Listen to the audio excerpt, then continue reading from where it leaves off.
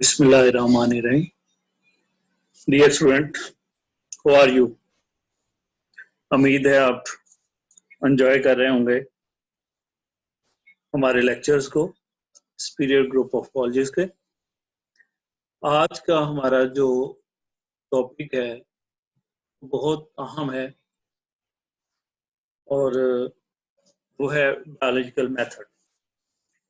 ये सवाल बोर्ड में लॉन्ग क्वेश्चन के तौर पे, 4 मार्क्स के क्वेश्चन के तौर पे, और इसमें से एमसीक्यूज जब आप पास पेपर्स देखेंगे पोर्टल में तो आपको अंदाजा हो जाएगा कि मैं इस चैप्टर की कितनी अहमियत है इस टॉपिक की, इस चैप्टर में जो कि बायोलॉजिकल मेथड है। इसमें से बहुत सारे शॉर्ट क्वेश्चंस और एमसीक्यूज जो हैं वो आते हैं। सबसे पहले हमने बात करनी है कि बायोलॉजिकल मेथड। बेटा, जैसे कि आपको पता है कि जो साइंस है उसकी बेस एक सिस्टमाइज्ड नॉलेज होता है, यानी कि एक खास तरतीब के साथ नॉलेज को हम पढ़ते हैं तो वो साइंस बन जाती है। अगर रैंडमली पढ़ेंगे तो वो आर्ट्स हो जाएगी। आर्ट्स और साइंस में यही फर्क है कि एक सिस्टमैटिक तरीका है पढ़ने का। तो इसी तरह से बायोलॉजी के अंदर भी, जैसे कि साइंस में एक सेट मेथोडोलॉजी है, एक तरीक़ेकार पहले से डिटरमिन होता है चीज़ों को, बिल्कुल ऐसे ही बायोलॉजी के अंदर भी बायोलॉजिकल मेथड में एक सेट मेथोडोलॉजी है। और वो सेट मेथोडोलॉजी है क्या? वो है एक्सपेरिमेंटल इंक्वायरी। किस बायोलॉजी में हम हर चीज जो है उसको बेस बनाते हैं उसमें एक्सपेरिमेंट को, कि एक्सपेरिमेंट में वो चीज जो है वो प्रूव हो जाए। मीन एक्सपेरिमेंटली अगर वो चीज प्रूव्ड है तो हम उसको एक्सेप्ट करते हैं, जिसको हम एक्सपेरिमेंटल इंक्वायरी का नाम। यानी कि इस मेथोडोलॉजी की जो बेस है वो है एक्सपेरिमेंट। अब ये कैसे शुरू होता है बायोलॉजिकल मेथड? ये शुरू होता है चांस ऑब्जर्वेशन से। मीन बाय चांस हमें कोई चीज मिल जाती है, जैसे ये कोई डिजीज है, जैसे कोरोना की आजकल बात हो रही है, तो ये बाय चांस डॉक्टर जो है चाइनीज, उन्होंने उसको, एक डॉक्टर ने ऑब्जर्व किया और उस ऑब्जर्वेशन की बेस के ऊपर फिर जब उसको स्टडी किया गया तो ये बड़ी डेंजर किस्म की जो है वो डिजीज का पता चला। ऐसे ही चांस ऑब्जर्वेशन। अब जो चांस ऑब्जर्वेशंस होती हैं या जिसको हम ऑब्जर्वेशन कहते हैं, ये ऑब्जर्वेशंस हम कैसे हासिल करते हैं? ये ऑब्जर्वेशंस 5 सेंसेस की मदद से जो है वो ली जाती हैं। अब उसमें 5 सेंसेस हमारी क्या हैं? विजन, यानी कि हम देख के ऑब्जर्व कर सकते हैं, हम सुन के ऑब्जर्व कर सकते हैं चीज को, हम स्मेल करके ऑब्जर्व कर सकते हैं, टेस्ट से, या फिर टच से।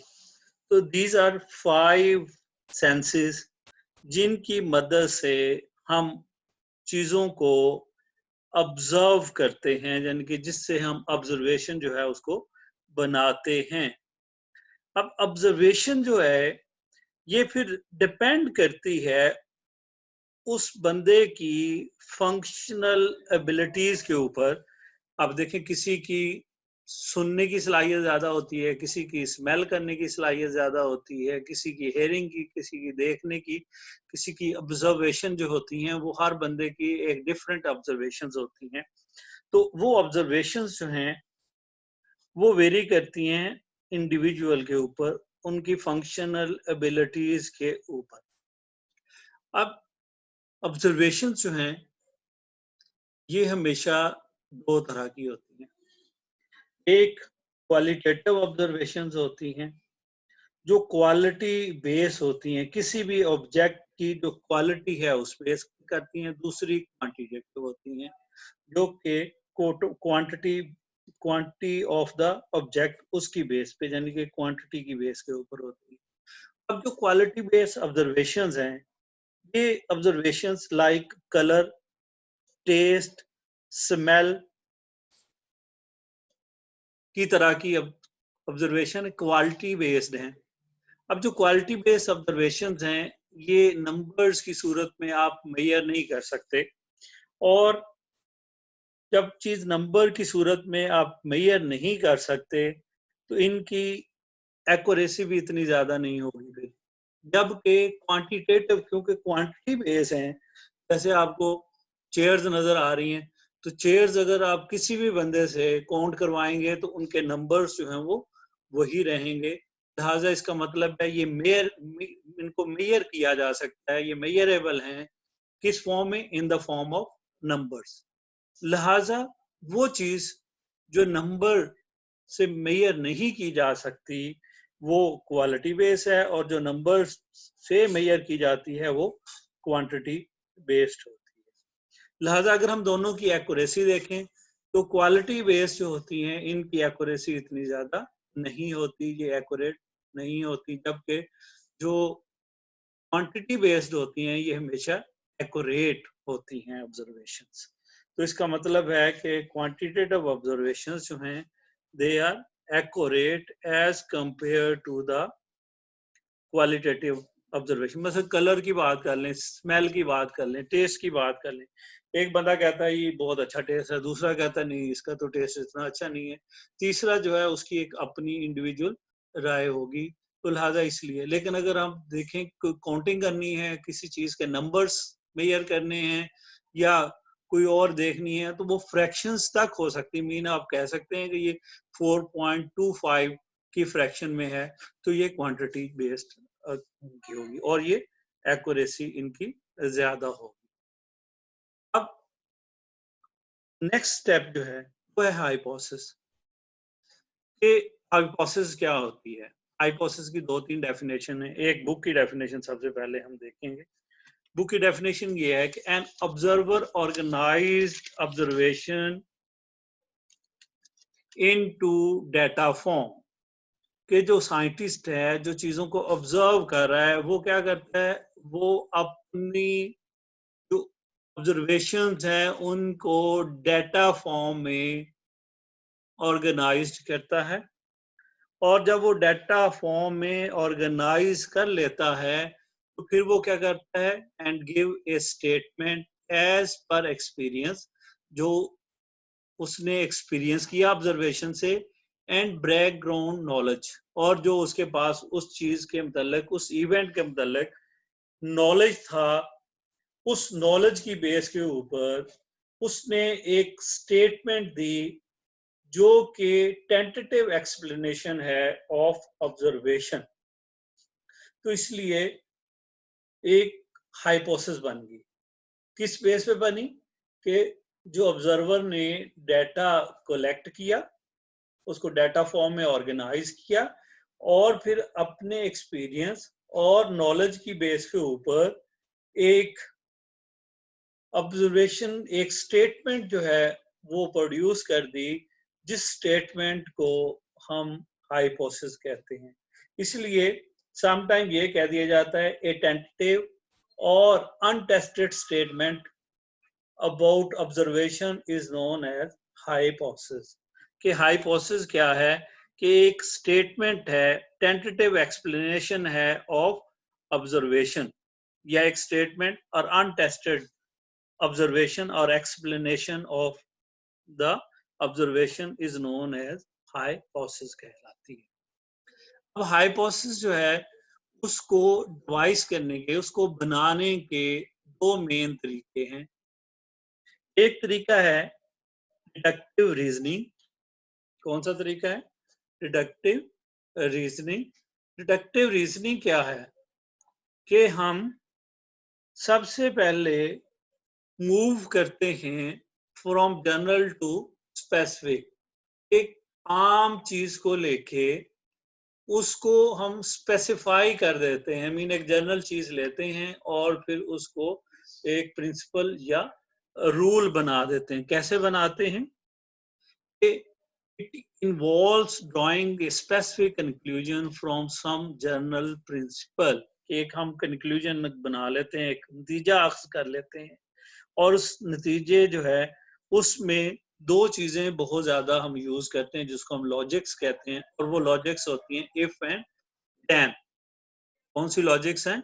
If and then. यानी कि जो डिडक्टिव रीजनिंग है इसमें दो चीजें, एक तो हम जनरल से स्पेसिफिक मूव करते हैं, आम से खास की तरफ चले जाते हैं, दूसरा एक स्पेसिफिक कंक्लूजन निकाल लेते हैं, जनरल प्रिंसिपल बना लेते हैं उस चीज से। और उसके लिए हमें क्या यूज करना पड़ता है? इफ एंड देन, यानी कि अगर ऐसा होगा तो ऐसा होगा, अगर ऐसा हुआ होगा तो ऐसा हो जाएगा। अब उसकी एक एग्जांपल्स दो हम देखते हैं। पहली एग्जांपल्स हमारे, if we accept that all birds have wings. अगर हम ये मान लें कि तमाम जो परिंदे हैं, जो बर्ड्स हैं, उनके विंग्स होते हैं, उनके विंग्स होते हैं, ये एक जनरल बात है। और फिर हमने इस जनरल बात के साथ दूसरी स्टेटमेंट क्या कर दी? एंड दैट स्पायरोस आर बर्ड्स, और स्पायरोस जो हैं वो बर्ड हैं। तो फिर हम इसका कंक्लूजन, फाइनल रिजल्ट क्या निकालेंगे? स्पायरोस हैव विंग्स। यानी कि हमने शुरू ये किया कि इफ, अगर हम ये एक्सेप्ट कर लें कि बर्ड्स जो हैं उनके विंग्स होते हैं और स्पायरोस जो हैं वो बर्ड्स हैं, लिहाजा फिर फाइनल कंक्लूजन हमारा प्रिंसिपल क्या बना कि स्पायरोस के भी विंग्स जो हैं वो मौजूद होंगे, प्रेजेंट होंगे। ये हमारा कंक्लूजन हो गया। अब इसकी दूसरी एग्जांपल्स हम देखते हैं। If all green plants require sunlight for photosynthesis, हमें पता है कि फोटोसिंथेसिस के लिए लाइट का होना, सनलाइट का होना जरूरी है। और अगर सनलाइट होगी फोटोसिंथेसिस होगी, और प्लांट फोटोसिंथेसिस के रिजल्ट में ग्लूकोज बनाएंगे जो कि एंड प्रोडक्ट होगा फोटोसिंथेसिस का। और अब हम क्या कह रहे हैं? देन, क्योंकि हमने कहा इफ और देन का इस्तेमाल होगा। देन एनी ग्रीन प्लांट, अगर हम कोई एक प्लांट उसको डार्क रूम में रख देंगे, डार्क प्लेस पे रख देंगे, तो वो फोटोसिंथेसिस नहीं कर सकता क्योंकि लाइट मौजूद नहीं है। और जब वो फोटोसिंथेसिस नहीं करेगा तो that will not synthesise glucose, और फिर वो ग्लूकोज नहीं बना सकता जो कि एंड प्रोडक्ट है फोटोसिंथेसिस का। तो ये दो एग्जांपल्स हैं। इन एग्जांपल्स की मदद से हमने ये देख लिया कि कोई भी जनरल चीज लेके, आम कानून लेके, उस कानून को हम, उस चीज को हम स्पेसिफाई कर सकते हैं, उसको खास कानून बना सकते हैं। देन द सेकंड मेथड क्या है? Inductive reasoning. दूसरा तरीका इंडक्टिव रीजनिंग का है। इंडक्टिव रीजनिंग में पहले का रिवर्स है, reasoning from specific to general, mean खास से आम की तरफ। और इसमें हम क्या करते हैं? We begin with specific observation, कि हम किसी स्पेसिफिक चीज से, स्पेसिफिक ऑब्जर्वेशन से शुरू करते हैं और फिर उसको जनरल प्रिंसिपल बना देते हैं, और फिर उसको जनरल प्रिंसिपल बना देते हैं, यानी कि वो एक जनरल प्रिंसिपल बन जाता है। लाइक पहले वाली ही एग्जांपल को हम अब रिवर्स करते हैं। Sparrows have wings and are bird. Reverse कर दिया हमने पहले का। Sparrows have wings and are bird. We know that eagle, parrot,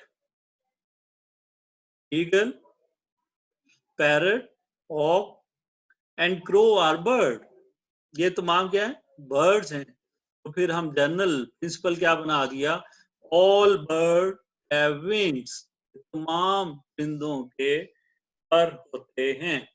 तो ये हमने इंडक्टिव रीजनिंग का मेथड अडॉप्ट किया, डिडक्टिव से रिवर्स फॉर्म के अंदर, जो कि इंडक्टिव रीजनिंग है, इसको हमने यूज किया। और बायोलॉजी में जो ज्यादा रीजनिंग यूज की जाती है वो इंडक्टिव रीजनिंग है कि इसमें हम ज्यादा बायोलॉजी में या साइंस के अंदर इंडक्टिव मेथड जो है उसको यूज करते हैं कि हम जनरलाइज से स्पेसिफिक इवेंट्स की तरफ हमेशा मूव करते हैं और जनरलाइजेशन जो है वो बनाते हैं, यानी कि एक कानून जो बनता है वो जनरल प्रिंसिपल होता है जो तमाम चीजों के ऊपर अप्लाई होता है, यानी कि स्पेसिफिक चीज लेके उसको फिर जनरलाइज कर लेते हैं। अब इसके अलावा भी कुछ मेथड्स हैं जो हाइपोथेसिस बनाने में इम्पोर्टेंट रोल प्ले करते हैं, जैसे कि इंस्टीट्यूशन और इमेजिनेशन। हमारा जो ख्याल है, हमारे जो तसव्वुरात हैं, वो भी इसमें इम्पोर्टेंट रोल कि हम क्या इमेजिन करते हैं, क्या हमारी जो है वो सोच है, क्या हम सोचते हैं, वो चीज भी है। फिर उसके बाद एस्थेटिक परफॉर्मेंस है कि हमारी पसंद और नापसंद चीजों को हम किस तरीके से ऑर्गेनाइज्ड करते हैं, वो हमारी एस्थेटिक परफॉर्मेंस है, उस वो भी इसमें इम्पोर्टेंट रोल प्ले करती है। रिलीजियस और फिलोसफिकल जो आइडियाज हैं हमारे, जो नजरियात हैं हमारे, मजहबी हैं, ख्यालात हैं, वो तमाम चीजें इसमें।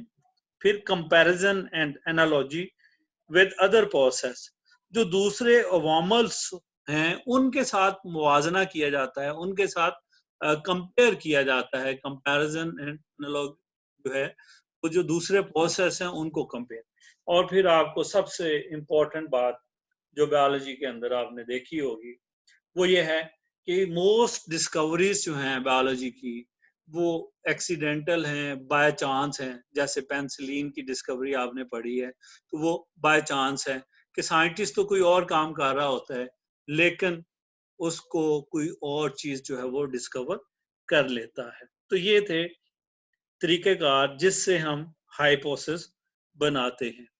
अब जब हाइपोथेसिस बन जाती है तो फिर उसको टेस्ट करना होता है, उसकी टेस्टिंग करनी है, उसको ऑब्जर्व करना है और क्योंकि उसको बार बार हमने देखना है ताकि उससे हम कोई मंतकी नतीजा कंक्लूजन जो है वो निकाल सकें।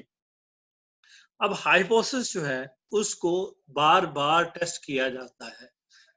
Repeated exposure of A hypothesis, कि एक हाइपोथेसिस जो है उसको बार बार एक्सपेरिमेंट किया जाता है उस पे, और उस एक्सपेरिमेंट को बार बार करने का नतीजे में अगर वो हाइपोथेसिस रॉन्ग प्रूफ नहीं होती, यानी कि वो हाइपोथेसिस गलत साबित नहीं होती, तो फिर उस सूरत में जो साइंटिस्ट है, जो जिसने वो हाइपोथेसिस बनाई, उसका जो एक कॉन्फिडेंस है, जो उसका इत्मीनान है, वो इंक्रीज हो जाता है और फिर जनरली वो हाइपोथेसिस जो है वो एक्सेप्ट हो जाती है।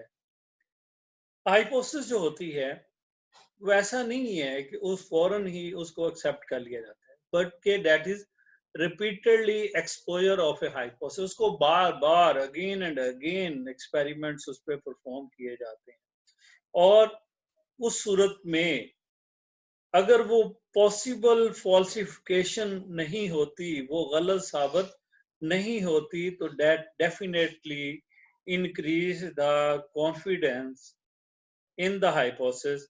तो वो कॉन्फिडेंस जो है हाइपोथेसिस के ऊपर साइंटिस्ट का वो बढ़ जाता है अगर वो मुमकिन तौर पे गलत साबित नहीं होती। और अगर वो सही साबित होती आ रही है तो फिर वो well supported and generally accepted हो जाएगी। एक ऐसी हाइपोथेसिस जिसको बार बार टेस्ट किया गया, यानी कि that is tested again and again without ever being falsified. अगर एक ऐसी हाइपोथेसिस जो कि बार बार टेस्ट की जा रही है और हर टेस्ट के रिजल्ट में वो गलत साबित नहीं होती, तो फिर उसको सपोर्ट किया जाता है और उसको जनरली एक्सेप्ट कर लिया जाता है। जब उसको एक्सेप्ट कर लेते हैं तो फिर उस हाइपोथेसिस से और बहुत सारी हाइपोथेसिस निकालते हैं, यानी कि उसी को बेस बना के और हाइपोथेसिस जो हैं वो फॉर्मुलेट कर ली जाती हैं, वो बना ली जाती हैं। और वो हाइपोथेसिस जो हैं वो अगर बार बार टेस्ट करने से सही साबित हो जाती हैं तो देन फिर हम उसको थ्योरी का नाम देते हैं। Then that hypothesis is called as theory. Theory कैसे बनती है? Theory is form by a series of hypothesis supported by the results of many test. अगर एक हाइपोथेसिस सीरीज ऑफ टेस्ट से वो पास हो जाती है, एक हाइपोथेसिस जिसको बार बार एक्सपेरिमेंटली टेस्ट किया गया है और वो गलत साबित नहीं हो रही, तो इसका मतलब है कि वो थ्योरी बन गई, यानी कि वो नेक्स्ट स्टेप में आ गई। अब थ्योरीज जो है वो दो तरह की हो सकती हैं। गुड थ्योरी हो सकती है। गुड थ्योरी कौन सी है? जो प्रिडिक्टिव है और हैव एक्सप्लेनेटरी पावर। एक ऐसी थ्योरी जो कि फर्दर फ्यूचर जिसमें और हाइपोथेसिस निकल सकती हैं, वो और हाइपोथेसिस के बाइस बन सकती है, उनके लिए रास्ता बन सकती है और उसके अंदर खुद अपनी एक्सप्लेनेशनरी पावर, यानी कि वो खुद अपने आप को वाजे करने की सलाहियत रखती है। और इस जैसी हाइपोथेसिस को, यानी कि ऐसी हाइपोथेसिस जो खुद अपने आप को एक्सप्लेन करती है, वो हम गुड थ्योरी कहलाती है। अब गुड थ्योरी जो है उसको हम प्रोडक्टिव थ्योरी कैसे कहेंगे? वो प्रोडक्टिव थ्योरी उस वक्त बनती है जब उसमें से जो एक उसका इंपॉर्टेंट फीचर है कि दैट सजेस्ट न्यू, कि वो और हाइपोथेसिस, जैसे पहले हमने कहा कि वो पेशगोई करने वाली है और अपनी वजाहत खुद कर सकती है, और अगर उसमें एक और फीचर शामिल हो, और वो फीचर क्या है कि वो न्यू और डिफरेंट हाइपोथेसिस उसमें से बनाई जा सके, न्यू एंड डिफरेंट हाइपोथेसिस उसमें से बनाई जा सकें, तो फिर उस थ्योरी को हम प्रोडक्टिव थ्योरी का नाम देते हैं। अब भी इस पे एक्सपेरिमेंट जो है वो खत्म नहीं होते। टेस्टिंग जो है वो गो ऑन है और टेस्टिंग इसके ऊपर होती जा रही है, और अगर उसके रिजल्ट में भी ये यूनिफॉर्म है, कांस्टेंट है और हर दफा ये सही साबित हो रही है, तो then it become a scientific law. If a theory is tested again and again and continues to be supported by experimental evidence, एक ऐसी थ्योरी जो कि बार बार टेस्ट हो रही है, बार बार उस पर एक्सपेरिमेंट किए जा रहे हैं, दुनिया के डिफरेंट एरियाज के अंदर उसमें एक्सपेरिमेंट हो रहे हैं, और उसको scientist as a challenge accept कर रहे हैं और अपनी एफर्ट्स जो हैं वो उसके ऊपर लगा रहे हैं कि वो थ्योरी को डिसप्रूव करें, और उसके बावजूद अगर वो डिसप्रूव नहीं हो रही तो then it is a scientific law. तब वो क्या बन गई? साइंटिफिक लॉ बन गई। और साइंटिस्ट जो होता है उसकी एक अप्रोच होती है जिसको हम स्केप्टिकल अप्रोच कहते हैं। स्केप्टिकल अप्रोच क्या होती है? मैं ना मानू वाली बात। मतलब मैंने बात नहीं मानी, मेरा काम चिट्टा है। क्यों चिट्टा है? भी इसलिए कि साइंटिस्ट जो है वो हमेशा दूसरे साइंटिस्ट के काम को नॉलेज नहीं करता, बल्कि वो उसको डिसप्रूव करने की कोशिश करता है। तो साइंटिफिक लॉ जो है उसकी एक और डेफिनेशन है, if a theory survive this sceptical approach, मैं ना मानू वाली अप्रोच से अगर वो बच जाती है, and continues to be supported by experimented evidence, और फिर वो एक्सपेरिमेंट से एविडेंस से साबित होती जा रही है, तो फिर वो साइंटिफिक लॉ बन जाती है। एक और उसकी डेफिनेशन है, यूनिफॉर्म और constant fact of nature. Uniform और कांस्टेंट फैक्ट ऑफ नेचर, कुदरत का एक ऐसा कानून जो यूनिफॉर्म हो और कांस्टेंट नेचर का कॉन्सेप्ट बन जाए, और जिसको रिफ्यूज ना किया जा सकता हो, जिसको जुटलाया ना जा सकता हो, तो वो भी साइंटिफिक लॉ कहलाता है। ये भी उस साइंटिफिक लॉ की डेफिनेशन है, यानी कि एक ऐसी थ्योरी जो कि इररिफ्यूजेबल है, जिसको गलत साबित नहीं किया जा सकता, तो वो भी साइंटिफिक लॉ कहलाती है। अब अगर हम बायोलॉजी को देखें, तो बायोलॉजी में इतने ज्यादा साइंटिफिक लॉज नहीं है, that is due to their relative nature, के डिफिकल्ट है टू डिफाइन नेचर को, ऑफ लाइफ को। तो इस वजह से biology is short of law. और बायोलॉजी में जो लॉज हैं, उनकी दो एग्जाम्पल्स हम आमतौर पे पढ़ते हैं, और दो एग्जाम्पल्स जो हैं ये तकरीबन सारे बच्चों को पता होती हैं। एक तो मेंडल्स लॉ ऑफ इनहेरिटेंस है, law of segregation and law of independent, और दूसरा लॉ है हार्डी वेनबर्ग लॉ कहलाता है, या थ्योरम भी इसको हम कहते हैं। ये दो लॉज हैं जो कि ज्यादा कॉमन एग्जाम्पल के तौर पे हम डिस्कस करते हैं। अब सबसे एक और इम्पोर्टेंट बात, और वो इम्पोर्टेंट बात क्या है कि laws are more general than theories. Theories जो होती हैं ये थोड़ी स्पेसिफिक होती हैं, और जो लॉज होते हैं ये हमेशा जनरलाइज होते हैं। थ्योरीज जो है वो हो सकता है एक रीजन में सही हो, दूसरे रीजन में जाके गलत हो जाए, लेकिन लॉ जो होता है वो हमेशा यूनिवर्सल फैक्ट होता है, वो हमेशा यूनिवर्सल होता है। वो दुनिया के किसी कोने में भी हो, वो सही साबित होता है। इसलिए हमारे जो लॉज हैं ये जनरलाइज होते हैं, और ये हमेशा जो कॉम्प्लेक्स क्वेश्चंस हैं उनके आंसर्स भी हमें लॉज में मिल जाते हैं, जबकि थ्योरी जो है उसमें इतने ज्यादा हमें आंसर्स नहीं मिलते। इसलिए हम कहते हैं कि जो लॉ है that can generally afford answers to even more complex questions as compared to the theory। ठीक है।